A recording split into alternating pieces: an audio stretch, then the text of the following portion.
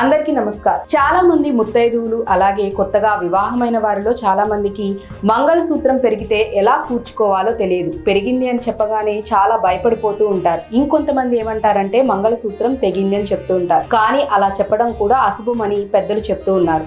దాన్ని మంగళసూత్రం పెరిగింది అని చెప్పుకోవాలి.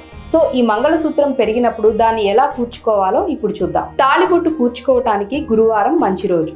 అలాగే శుక్రవారం, మంగళవారం, శనివారాల రోజున తాళిబొట్టును కూర్చుకోకూడదు. అలాగే అష్టమి, నవమి, అమావాస్య, పౌర్ణమి తిథులు మంచివి కావు. ఒకవేళ కూర్చుకున్న ఉదయం 12 గంటలలోపు రాహుకాలం లేకుండా చూసుకొని మార్చుకుంటే మంచిది.